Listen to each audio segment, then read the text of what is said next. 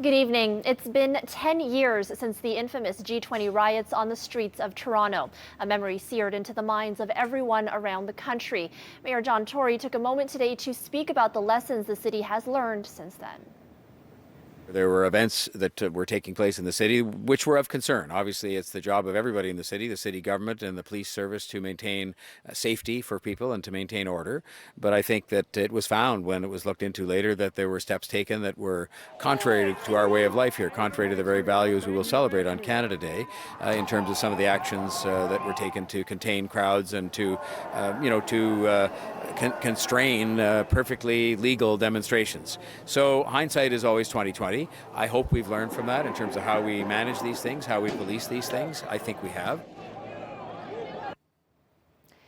In the immediate aftermath of the G20 riots in Toronto, police were accused of acts of brutality as well as egregious infringements on charter rights. The controversial methods used on civilians back then still plague policing a decade later. And while much was learned, experts and advocates say there's still much more work to do when it comes to police accountability. It was a pretty sorry day in the history of Toronto and in the history of policing. Multiple Toronto police cruisers set ablaze, windows smashed, police in riot gear firing tear gas and rubber bullets.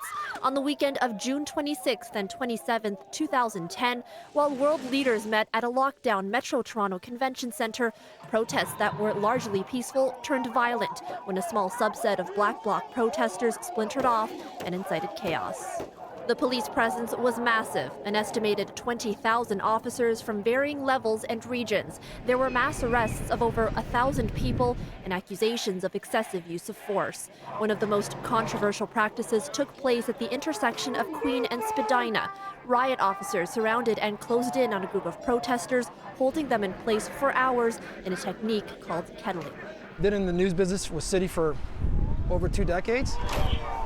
That day will never, that was insane. We were at this line, so we were pointing west, and as soon as kind of like we crossed it, you could feel this wall come in and around us, and then they squeezed us in.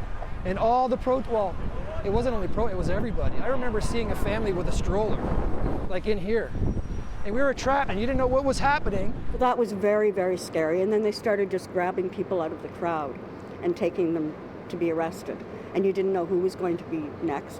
Sherry Good and Tommy Taylor are the two lead plaintiffs in separate and ongoing class action lawsuits against the Toronto Police Services Board over alleged civil rights abuses. Taylor was one of the many arrested en masse in front of the Novotel Hotel and detained in the makeshift Eastern Avenue Detention Center for 24 hours. Along the side, there's just cages full of people, and they're all screaming, and there's porta potties in the cages with the doors off so you can see everyone go to the bathroom. There were a lot of reports and reviews that took place after the G20 that talked about things that shouldn't happen again.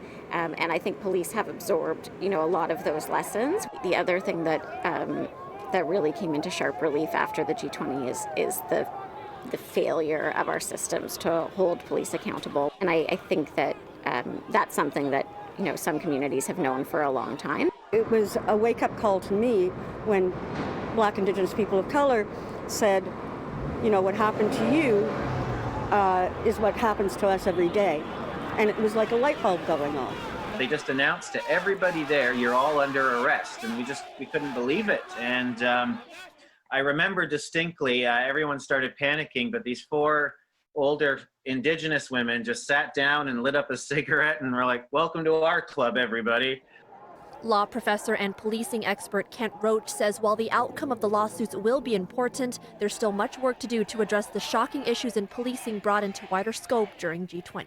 There's really no room for complacency, and that's why I think it is important for us to remember these events, but also to ask the police, and perhaps more importantly, those who are responsible for the police. I mean, one of the ironies here, of course, is that Chief Blair is now Public Safety Minister Blair. And I think the history in this city especially has been that politicians who have battled with the police on issues have often come out on the losing end. Of the estimated 20,000 police officers in Toronto during the G20 protests, only 2 were given disciplinary convictions and penalties for their actions. One senior officer for ordering the mass arrests, and a constable for beating a protester with a baton.